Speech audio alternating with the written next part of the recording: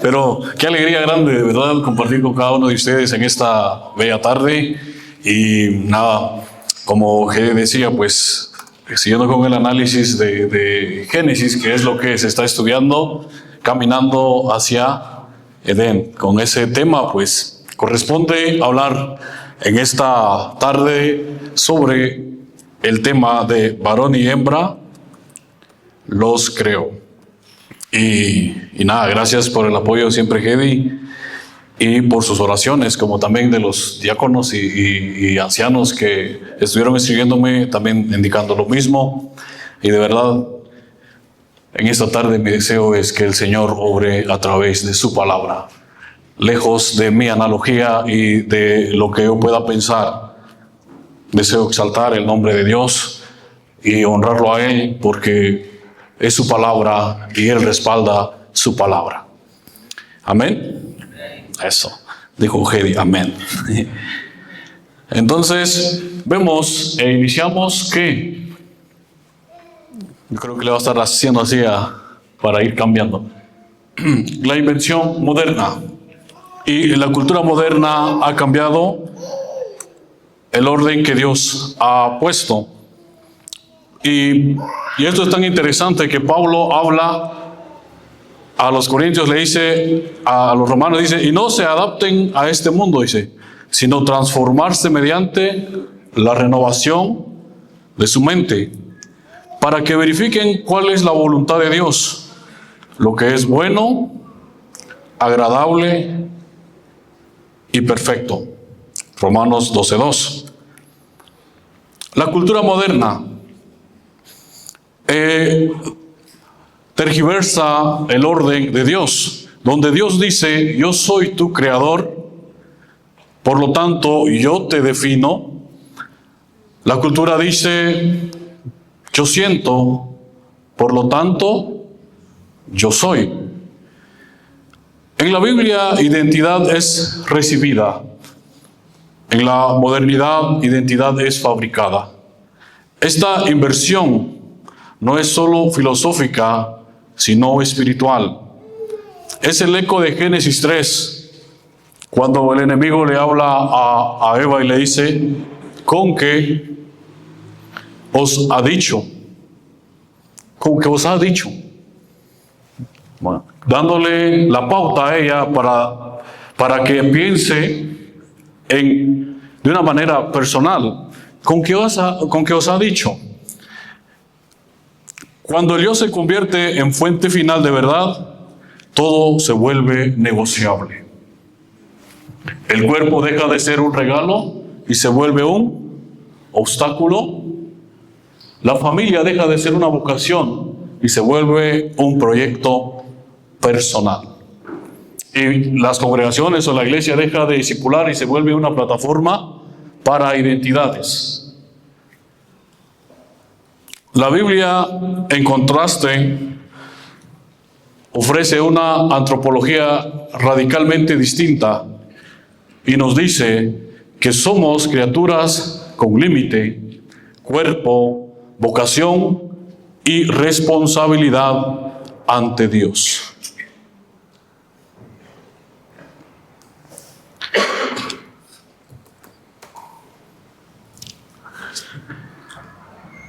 Varón y hembra como ontología, no como moda. Ontología es prácticamente el estudio del origen. Y vemos que Génesis 1 no presenta el género como un acuerdo social, ni como un sentimiento interno, sino como parte de un acto creador.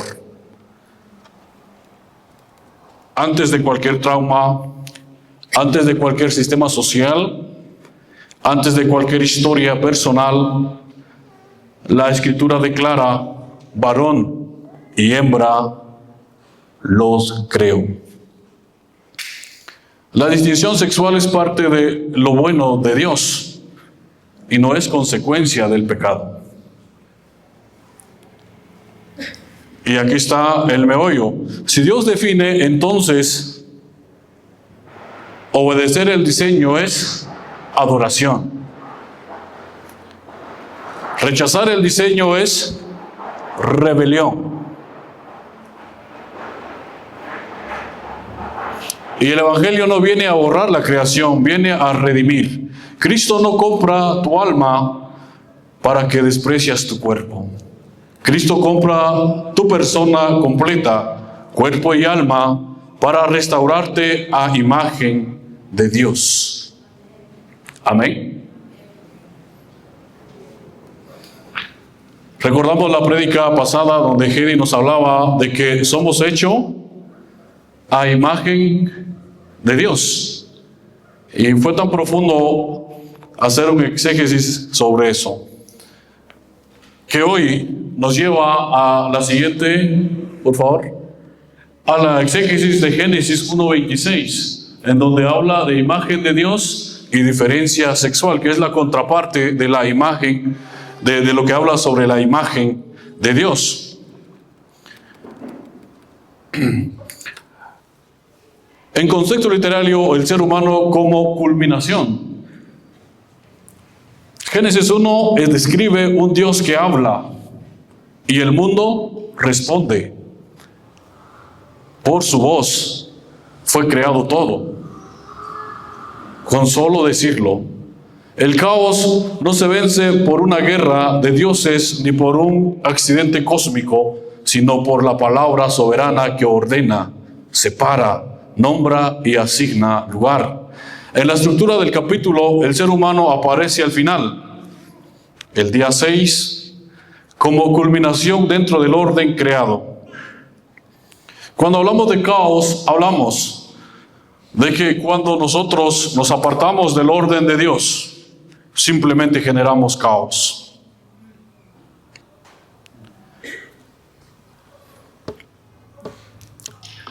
Lo que decimos es que eso no significa que el ser humano sea el centro del universo. Significa que el ser humano recibe una vocación dentro del universo que pertenece a Dios. Vivir bajo su autoridad y ejercer un papel delegado dentro del orden que Él estableció. Y eso nos lleva a estas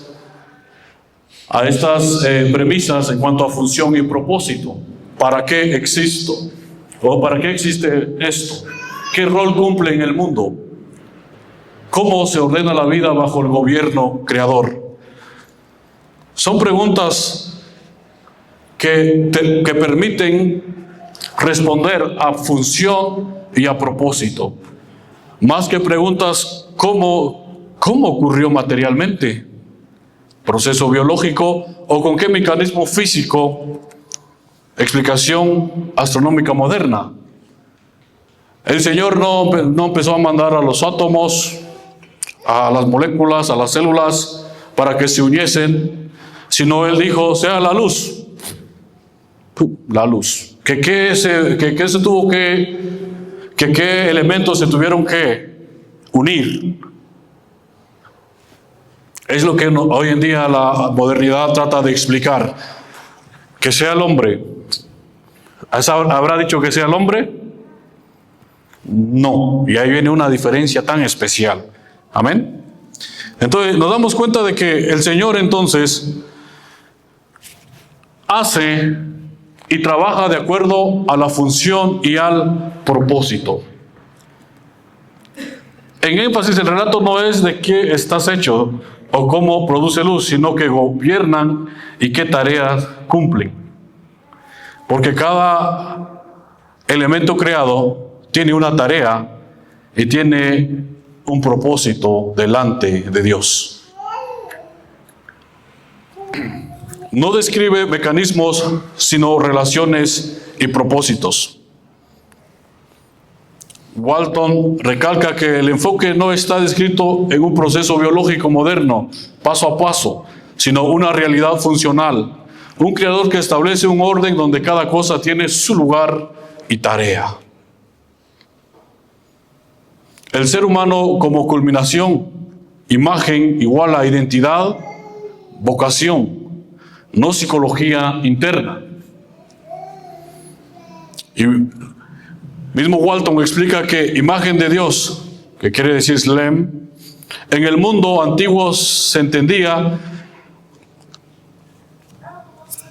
como representación autorizada. Una imagen no era principalmente una fotografía de apariencia física, sino una presencia representativa. Que él lo ejemplificaba con decir de que cuando había la imagen de un rey en algún lugar determinado, se entendía de que en ese lugar había un gobierno. Esa imagen representaba territorio de. Y siguiendo ese mismo parámetro, aplicando Génesis 1, esto significa que cuando Dios crea al ser humano a su imagen, el énfasis principal que el ser humano recibe es una comisión. Ejercer en la creación una representación real del gobierno de Dios. Por tanto, el texto conecta inmediatamente imagen con mandato, que señoree, que gobierne, fructificad, multiplicaos, llenad, sojuzgad. Génesis 1:28, la imagen no es primero un sentimiento interior ni una autopercepción, es una identidad dada por Dios que incluye un rol en el mundo de Dios.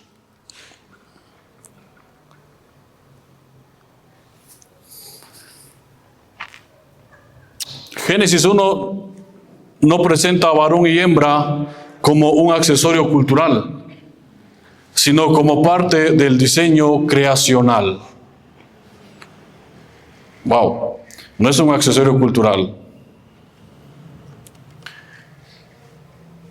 sino un diseño creacional y sobre todo portador de la imagen del Creador. Amén. En el mismo versículo donde se declara la imagen, se declara la distinción sexual.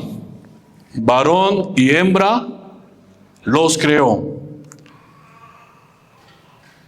El mensaje literario es fuerte. El ser humano como representante de Dios no existe como un humano genérico, sin cuerpo o sin sexo. Existe como una criatura encarnada y la distinción hombre-mujer pertenece al modo en que Dios estableció la vida humana para cumplir su vocación en el mundo.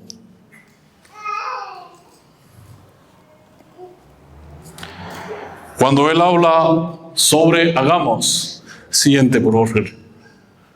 Cuando Él habla sobre hagamos, dignidad y deliberación. El plural hagamos ha generado cierto debate, porque cuando habla él de hagamos, que es con que inicia el texto, se habla de la participación de la Trinidad o alguna corte celestial, pero que Dios habló con alguien. Hagamos. No dijo voy a hacer o haré.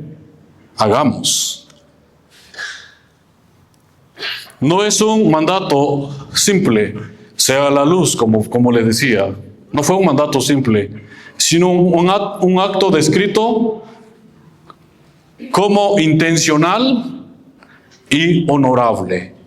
Porque en esta vez, al decir hagamos, implica un trabajo, implica detalles, y eso nos hace a nosotros ser honorables, porque nos ha hecho muy diferente a todo lo creado. Esto es útil porque esto reduce lo que ejerce la cultura en relación a esto. El ser humano es materia. Génesis afirma que hay un consejo y un propósito detrás de nuestra existencia. No solo somos materia, hay un propósito detrás de nuestra existencia. Imagen de Dios, dignidad y vocación. La imagen de Dios no es solo una etiqueta espiritual, es una asignación y una capacidad. Como les contaba, de que los reyes antes utilizaban su imagen para indicar territorio, autoridad, lo mismo hace nuestro Padre. En Génesis la imagen se conecta directamente con la comisión. Sean fecundos, llenad, someted, dominad. Es decir, la imagen se manifiesta en representación. El ser humano gobierna bajo Dios. El ser humano gobierna bajo Dios. Y lo podemos explicar en dos implicaciones. Dignidad. Hombre y mujer tienen un valor inviolable porque reflejan al Creador. Y lo otro es responsabilidad. Hombre y mujer son responsables ante Dios. La identidad no es un permiso para autodefinir el bien y el mal.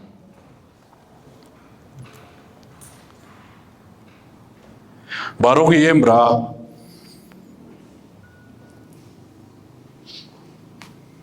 Génesis 1:27 es breve, pero está construido como un texto cargado.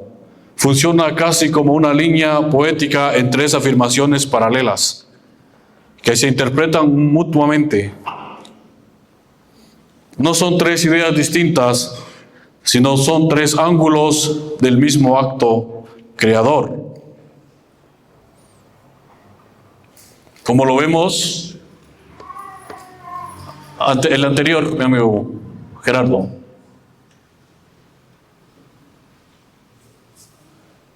Como lo vemos en esta parte de acá, Dios creó al ser humano a su imagen. A su imagen de Dios lo creó. Varón y hembra los creó. Tres ángulos del mismo acto creador.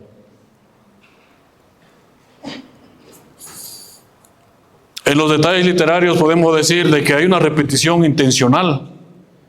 El texto partía la idea imagen y se repite. Creó, también se repite. No es redundancia, sino énfasis.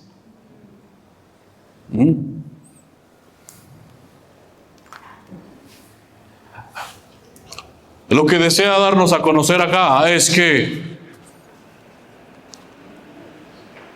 salgamos con la certeza de que la humanidad existe por acto creador de Dios, no por autodefinición.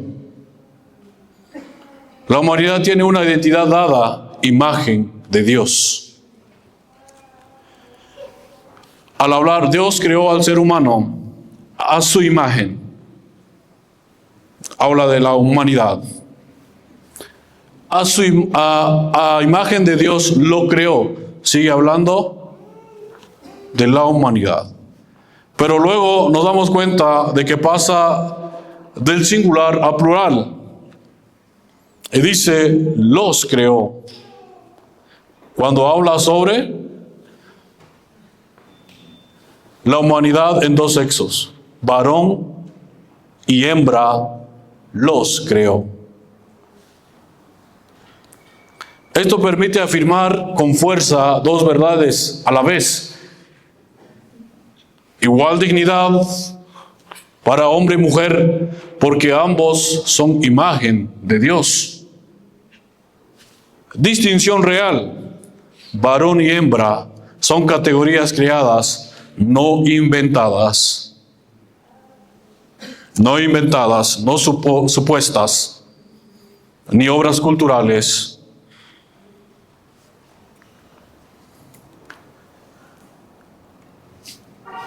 Y eso nos lleva al estudio de palabras.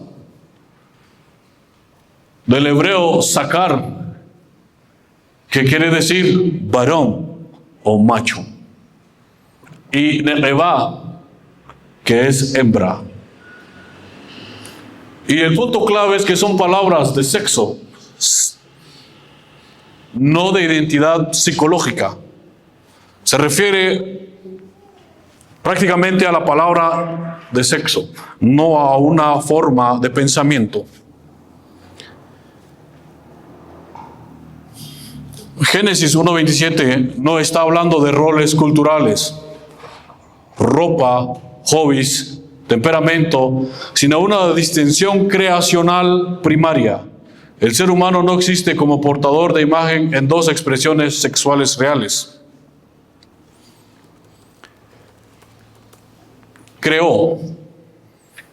También vamos, después de ver esto, también la palabra creó, que lo encontramos a continuación. Y en hebreo viene también esta palabra como bará. Y esta palabra pesa tanto, porque subraya iniciativa divina. Iniciativa divina.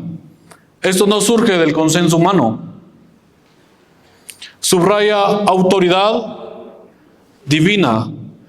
Dios no descubre género. Dios lo decreta al crear. Subraya bondad y propósito. Lo que Dios crea, lo crea con intención, orden y telos, que quiere decir meta, fin o propósito.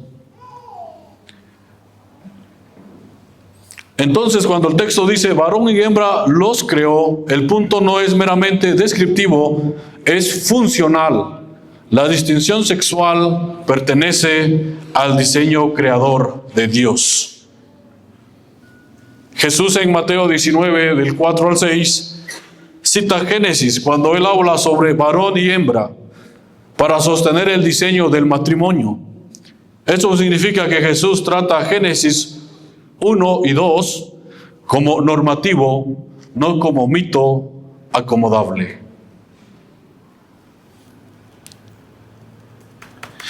Distinción no es superioridad, es complementariedad.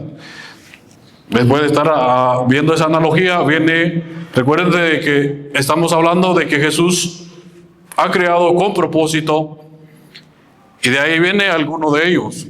La Biblia afirma dos realidades al mismo tiempo, y si se nos va una, pues vamos a dejar en mal esto. Dice igual dignidad, ontología, o sea, el origen primario. Igual dignidad, hombre y mujer son igual imagen de Dios. Distinción real, diseño funcional. Dios creó hombre y mujer con diferencia, que no son decorativas, sino vocacionales. Complementariedad no significa él manda y ella obedece. Como criatura, como cuestión cultural o caricatura cultural. Significa esto: igual valor más roles, acciones distintas, más coordinación para cumplir el propósito de Dios. Amén.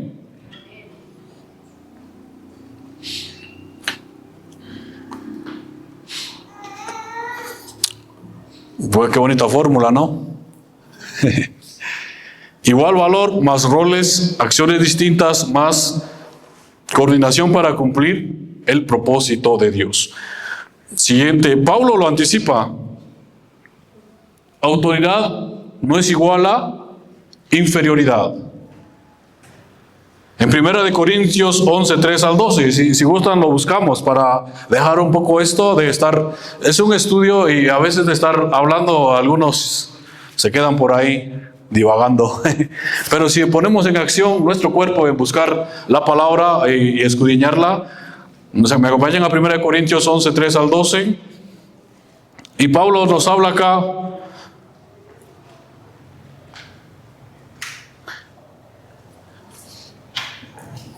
sobre un error común y destructivo en iglesias machistas es asumir: si hay cabeza, autoridad, entonces hay superioridad de valor. Pablo corta esa idea de raíz en el mismo pasaje donde afirma orden, porque Pablo habla ahí sobre el orden. Cristo, varón, mujer y Dios. Son las cuatro premisas que habla Pablo en eso, si usted lo lee. Y Pablo agrega la relación de padre e hijo para mostrar que orden no degrada dignidad. Se resume así. Pablo añade: Dios es cabeza de Cristo. Cuando él empieza la premisa diciendo de que Cristo es la cabeza del hombre y el hombre de la mujer, y luego termina diciendo de que Dios es cabeza de Cristo. Entonces, Pablo está hablando de un orden, y de ese orden no degrada dignidad. Por eso lo termina de esa manera. Al añadir Dios es cabeza de Cristo para enseñar que la autoridad del varón no implica inferioridad de la mujer.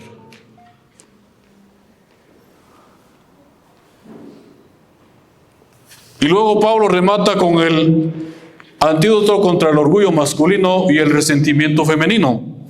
En el Señor, dice en 1 Corintios, que es lo que estamos viendo, 11:11, para que vaya exactamente, dice: en el Señor ni el varón es sin la mujer, ni la mujer sin el varón. Imagínense. Creo que está muy definido. Ni el varón es sin la mujer, ni la mujer sin el varón.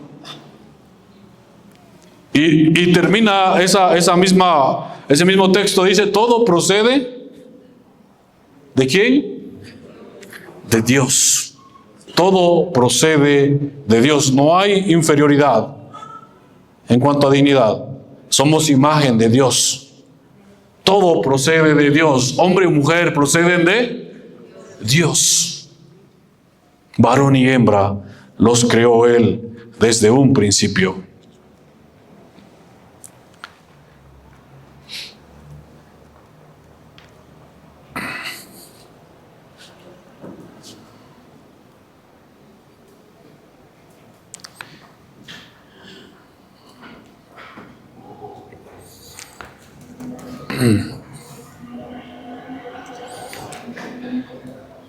Siguiendo la misma analogía, lo que el pecado hace cambia el diseño totalmente de Dios. Y es ahí en donde el enemigo empieza a trabajar para engañarnos. Porque recuérdense que el Señor dice que el diablo viene ¿a qué?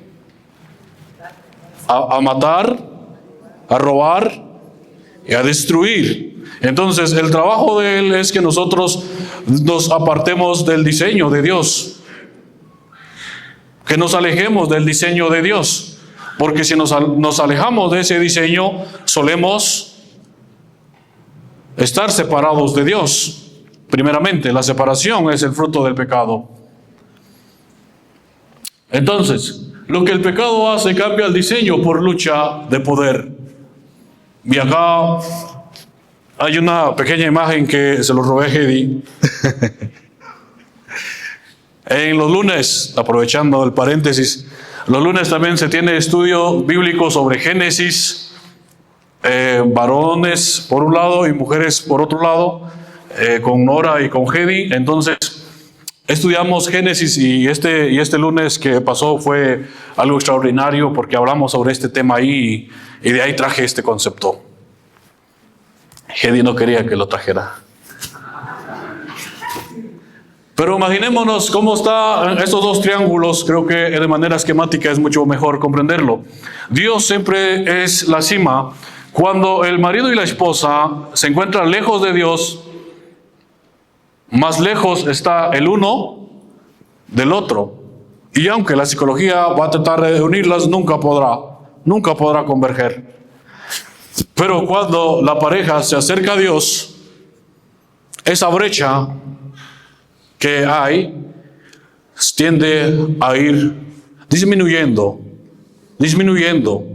Por lo tanto, lo que el pecado hace entonces es separarnos de Dios. La distinción creacional es buena, el pecado lo tuerce. En el hogar, la cabeza amorosa del marido tiende a ser reemplazada por dominación o pasividad. Dominación es machismo, que más adelante veremos algunos términos como cuál. Y la sumisión inteligente de la esposa tiende a ser reemplazada por usurpación, yo mando aquí, o servilismo, que es el otro extremo. Son extremos. Dos mentiras sobre qué hablar. Número uno, si hay problema, la distinción es el problema. No, el pecado es el problema. La mentira número dos, si hay distinción, ¿el abuso es normal? No, el abuso es pecado y contradice el diseño. Autoridad bíblica siempre está bajo juicio moral. La Biblia nunca permite que autoridad se convierta en licencia. Amén. El varón no recibe un permiso para controlar, recibe una responsabilidad por la cual Dios lo juzgará. Y en 1 de Pedro 3, igual podemos buscarlo. Mientras vamos acá viendo, usted puede ir leyendo y se va a dar cuenta de lo que dice. 1 de Pedro, capítulo 3, lo baja al terreno práctico. Los esposos no deben aprovecharse de las debilidades, fuerza física, posición de autoridad, sensibilidad emocional, sino usar su rol para honrar, no explotar. Este enfoque destruye el machismo cristiano desde adentro. Amén. Entonces, complementariedad definida en negativo, lo que no es, que si lo vamos leyendo, enhorabuena, dice, no significa que el hombre sea más inteligente, más espiritual o más valioso. Complementariedad definida en negativo, lo que no es. Segundo, dice, no significa que la mujer sea un asistente inferior, sin voz o agencia. No significa que su misión sea tolerar pecado, violencia o manipulación. No significa que el liderazgo sea tomar decisiones unilaterales sin escuchar, sin rendición de cuentas o sin sacrificio. La distinción es santa, el abuso de la distinción es pecado. Complementariedad redimida, que esto viene a ser algo especial. Cristo no borra los sexos, los restaura. La meta del Evangelio no es neutralizar la masculinidad y feminidad, sino redimirlas. Redime al hombre de convertir fuerza en dominio. Redime a la mujer de convertir dignidad en desprecio del orden o en miedo servil. Redime a ambos para someterse a Cristo. El hombre bajo Cristo, la mujer bajo Cristo y juntos bajo la palabra. Amén. ¿Juntos bajo qué? Juntos bajo la palabra.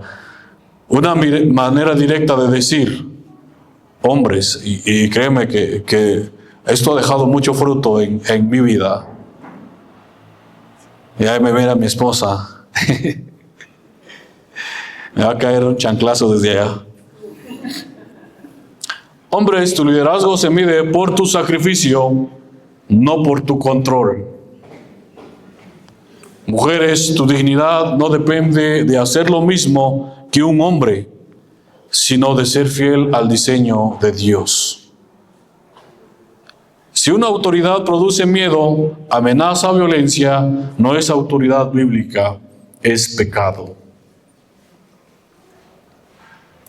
Igualdad de valor, distinción de diseño, coordinación para la misión, todo bajo el señorío de Cristo.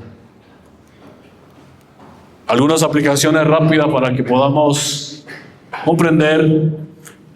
Llama a los hombres, dice, a liderar con iniciativa, más servicio, más protección, más responsabilidad.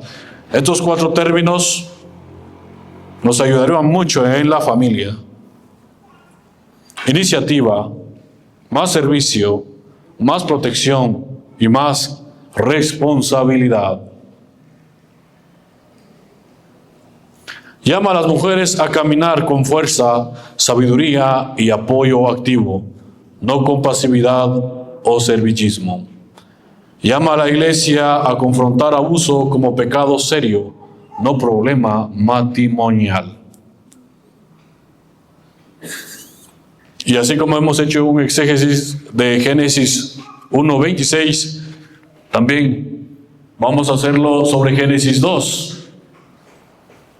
Cuerpo, orden y pacto.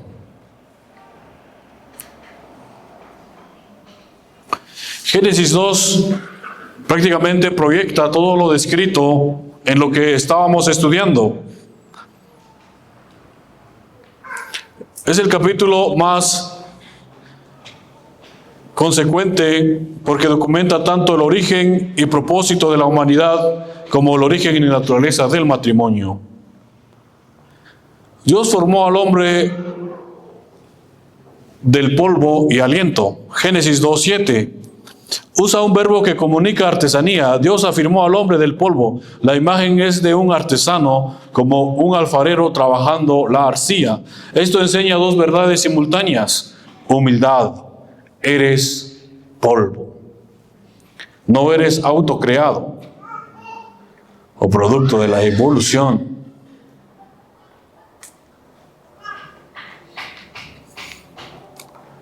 Dignidad. Ese polvo recibe aliento de Dios. No eres descartable.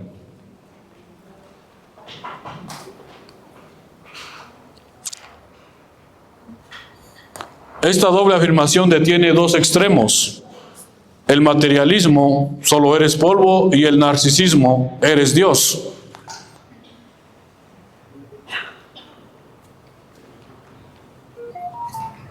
En el Nuevo Testamento, esta teología de aliento y vida prepara la tipología del segundo Adán, que es Jesucristo. Como vida dadora, rescata a los que están muertos espiritualmente. Cristo vino a darnos vida y vida en abundancia. Orden y responsabilidad, porque el hombre es creado primero. El orden en Génesis 2 no es un ranking, es una asignación de responsabilidad.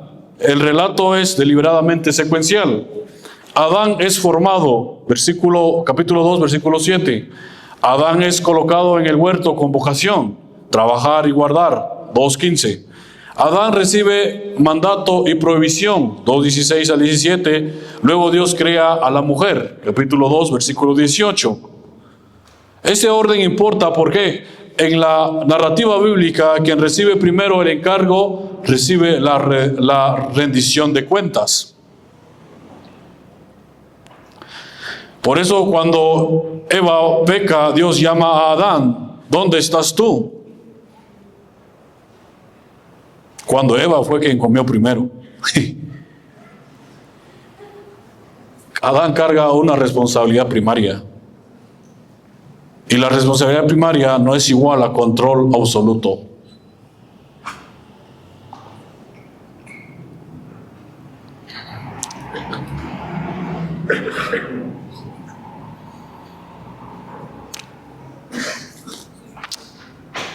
La responsabilidad primaria presupone la sabiduría de la mujer.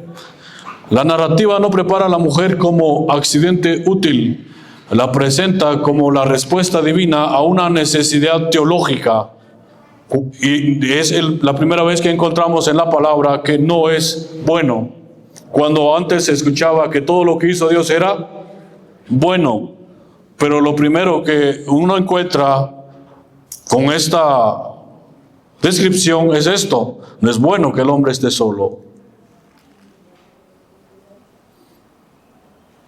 Un hombre que lidera sin escuchar a su esposa, sin honrar su percepción, sin recibir corrección, normalmente no está liderando, está actuando desde orgullo o miedo.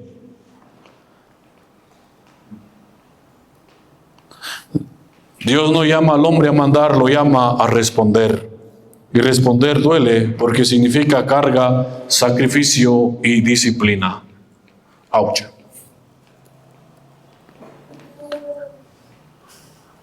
No es bueno que el hombre esté solo. Representa la alianza, y la alianza es el plan.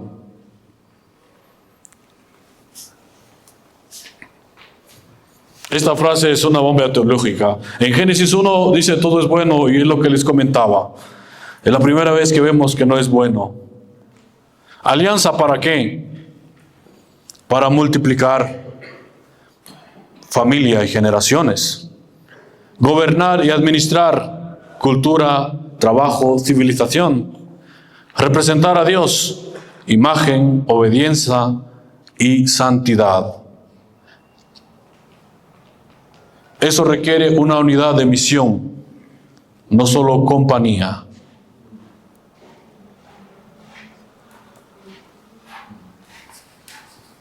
Matrimonio, pacto antes que contrato. Por eso el matrimonio en Génesis no hace del Estado ni de una invención cultural tardía. Es un pacto ordenado por Dios con forma creacional. Una unión que crea un nosotros real. Si lo reduces a contrato, lo vuelves negociable por conveniencia. Y si lo tomas como pacto, lo enraizas en diseño, fidelidad, permanencia, propósito, santidad. Y acá encontramos un par de conceptos que representan el rol de una mujer. Ether kenenjoto. Ether, que quiere decir ayuda como fuerza salvadora. La palabra ayuda no es diminutiva, como algunos lo toman. En el Antiguo Testamento, ether se usa repetidas veces para Dios como auxiliador fuerte. Eso destruye la lectura machista instantáneamente. Si ayuda fuera inferioridad, entonces Dios sería inferior cuando ayuda. Ayuda en Génesis 2 no describe sirvienta, describe una fuerza aliada. ¿Ah? Ayuda no es sirvienta, es una fuerza aliada. Tenemos una gran aliada. Yo tengo una gran aliada. Eknendo, correspondiente frente a él, adecuada a él. Wow. De ahí le haré ayuda idónea. Comunica correspondencia a la medida, equivalente, adecuada. No es debajo, no es atrás, es cara a cara. La idea es una aliada que realmente puede acompañar la misión humana como unidad. La mujer es una aliada fuerte, igual en dignidad, distinta en función, diseñada para complementar y fortalecer la vocación humana que el Creador ha dado. Amén. Claro que esto, si lo llevamos a la analogía moderna, podemos encontrar mucho sobre qué hablar. Pero nos interesa la raíz, la ontología de todo esto. 3 distorsiones que este texto corrige. Y aquí es en donde nos va a tocar. Dice, número 1, el machismo, patriarcado pecaminoso, trata a la mujer como sirvienta, propiedad o recurso doméstico. Resultado, abuso, control, infidelidad normalizada, silencio forzado, iglesia cómplice, corrección bíblica, ezer, fuerza aliada, servicio sacrificial, no dominio.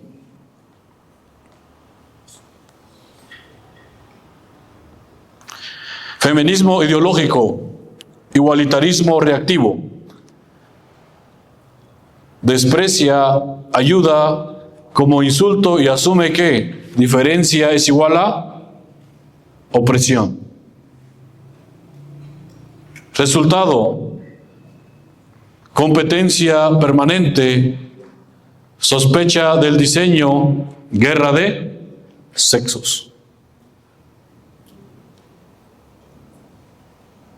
Y claro, eso rompe toda una familia.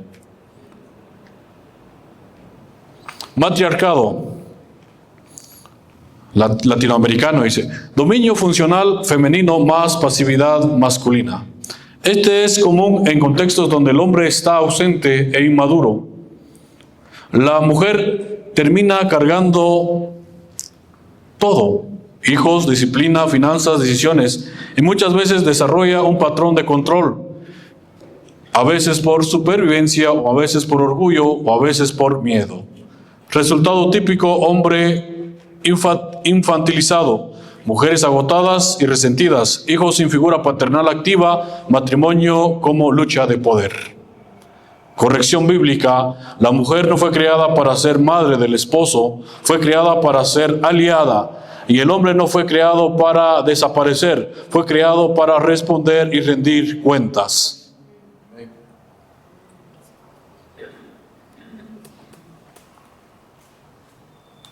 El machismo convierte a la mujer en sirvienta, el matriarcado convierte al hombre en niño. El evangelio restaura a ambos, hombre responsable y mujeres fuertes en alianza, no en guerra. Amén. La formación de la mujer, diferencia intencional y unidad real. El texto dice, Dios toma del varón y edifica, forma a la mujer. El punto central no es anatomía, sino teología de unidad y diferencia. Unidad, misma humanidad, misma dignidad. Hueso de mis huesos y carne de mí, es declaración de identificación total. Misma naturaleza humana, misma dignidad, misma pertenencia a la familia humana. Aquí se destruye cualquier idea de dos clases de humanidad. Somos uno.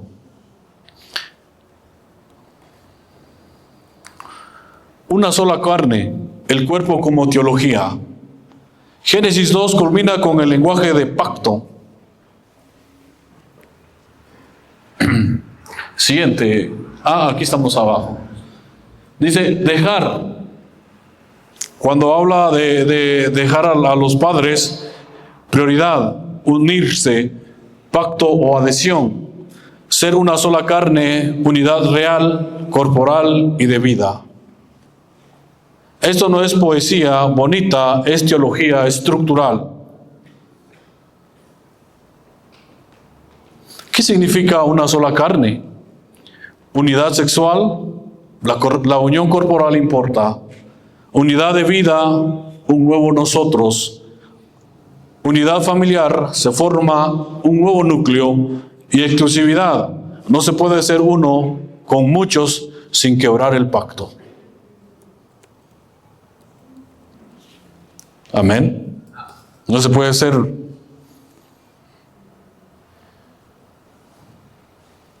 mucho sin quebrar el pacto. Jesús y el diseño. Jesús no actualiza Génesis, sino lo confirma. Cuando Jesús responde sobre divorcio, puesto que en ese entonces había carta de divorcio, Jesús no negocia con la cultura, no dice en su contexto. ¿Va? Quizás por que había mucho machismo, mucho feminismo o matriarcado. No solapó Jesús y dijo, pobrecito tú.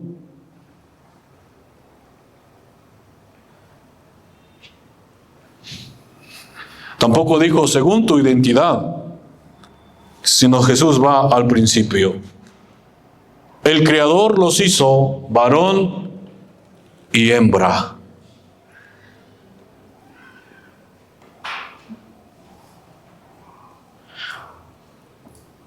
Y luego cita Génesis 2 para afirmar matrimonio como alianza de una sola carne. Para Jesús, Génesis no es mito, es fundamento. Jesús usa creación para definir ética. Y para nosotros debe ser lo mismo. Amén. No debe de ser una historia, como solemos contarle a nuestros hijos de Génesis. Las historias, nos encanta contarles las historias, pero lejos de eso debe ser fundamento para nuestra familia.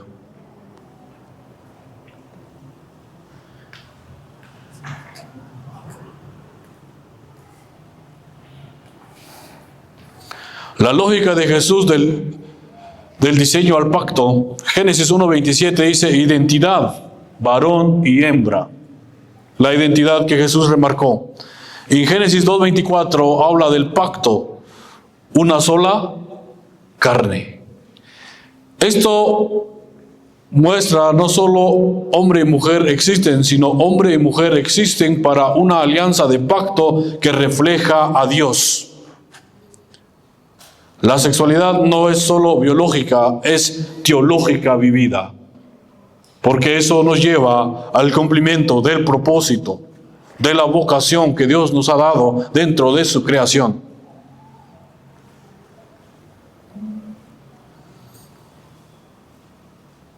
Y como siempre, cuando nosotros nos apartamos, cuando digo nosotros hablo de la humanidad, cuando la humanidad se aparta del diseño de Dios, crea caos. Y en uno de esos caos, Pablo y el orden creacional nos habla en 1 Corintios 11, 3 al 12.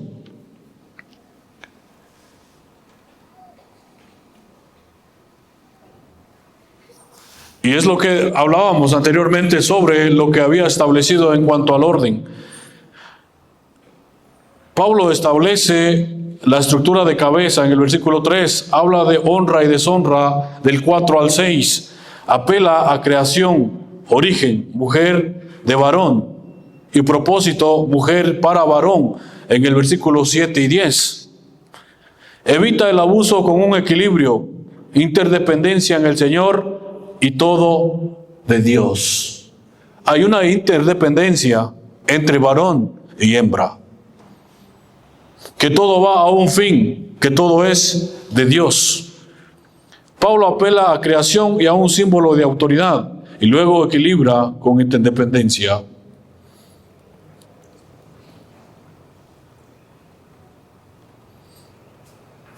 Y en cuanto a la dignidad de varón y hembra, Deuteronomio 22:5 nos habla de un principio moral. Y eso, claro, no nos lleva a ser policía de moda. Pero en Deuteronomio 22:5 prohíbe que el hombre y la mujer se presenten deliberadamente como el sexo opuesto mediante vestimenta. El punto no es un catálogo de prendas, porque la ropa cambia por cultura, sino la protección de una frontera moral. Dios no quiere que su pueblo juegue con la creación como si fuera utilería. Si tú lees Deuteronomio 22:5, y es como solo es un versículo de 2 líneas, lo podemos buscar y vemos. Lo puedes buscar. Y habla sobre que el hombre no debe de utilizar vestimenta de la mujer, ni la mujer debe utilizar vestimenta de hombre. Y claro que esto es una profundidad que se tiene que analizar, pero El Señor nos habla de eso.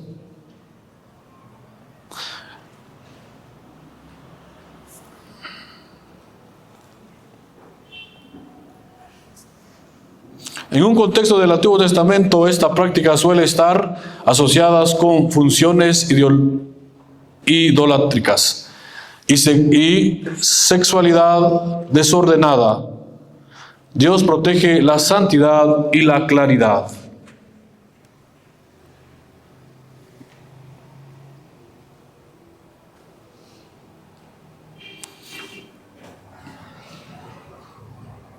Romanos 1 como radiografía del corazón humano. Romanos 1, 24 al 27.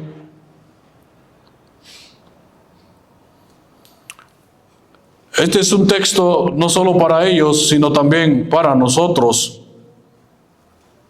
En este libro, Pablo describe una cadena: revelación suprimida, idolatría, que es intercambio de gloria, juicio en forma de entrega, Dios los entregó, y desorden de deseo que deshonra el cuerpo. La palabra clave es el intercambio. Cambiaron la verdad por la mentira. Cambiaron la gloria, cambiaron lo natural por lo contra naturaleza. El pecado no es solo hacer cosas malas, es rechazar al Creador como Dios. Y por lo tanto, reordenar todo: mente, deseo, cuerpo, relaciones. Dios los entregó. Juicio que revela esclavitud. Cuando Pablo dice Dios los entregó, no está diciendo que Dios es autor del pecado. Está diciendo que el juicio de Dios a veces es permitir que el pecador coseche lo que siembra. La libertad moderna: haz lo que sientes. Haz lo que sientes.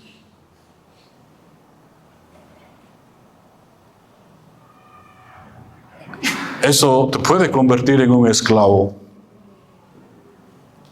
Y prácticamente ya no puedes dejar de hacer eso. Esto es pastoralmente poderoso. El Evangelio no solo perdona, sino libera.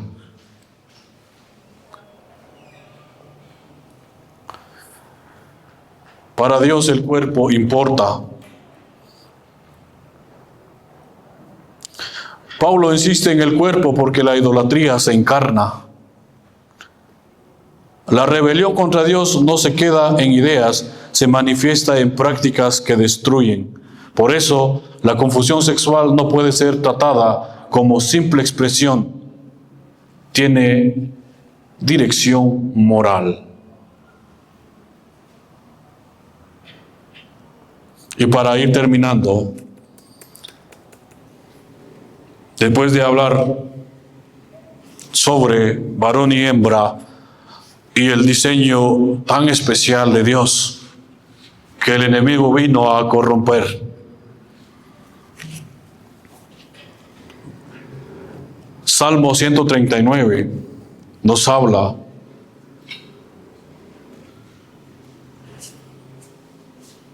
sobre un cuerpo como lugar de providencia.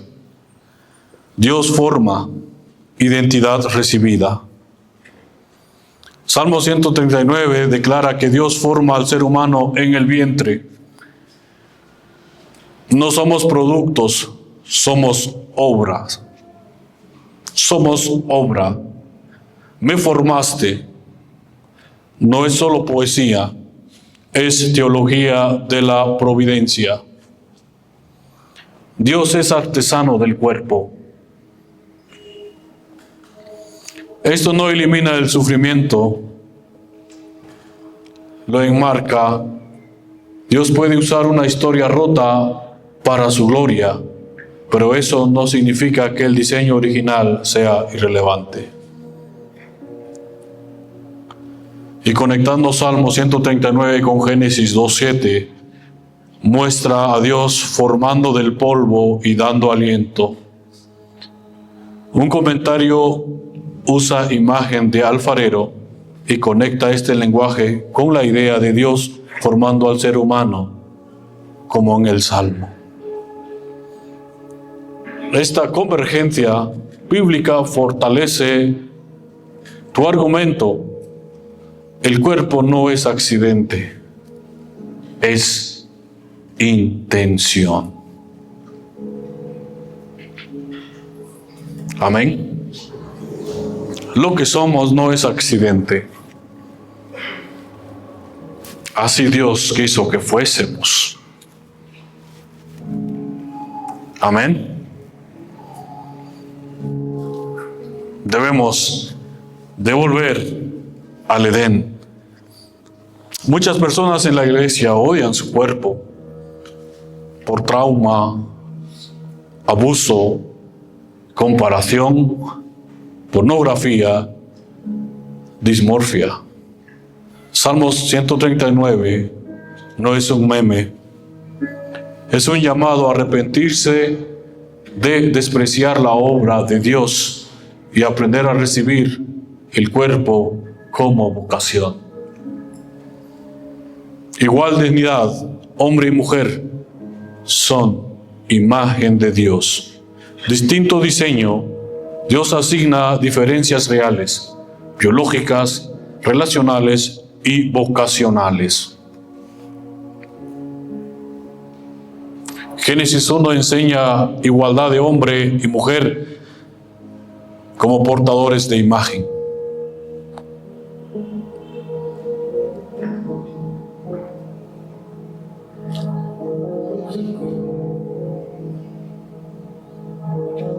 La nueva creación no es la destrucción de la creación, es su sanidad regresando a Edén. Así que en esta noche hemos recibido la palabra que en mucho como esposos seguro nos ha hablado, y como esposas considero igual. A jóvenes les ha instruido.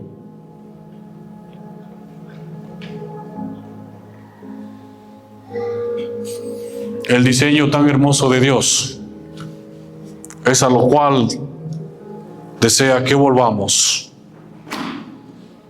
y no darle lugar al enemigo que anda como león rugiente buscando a quienes devorar, que hogares destruir, que matrimonios romper, que ideologías distorsionar. Necesitamos volver a Él.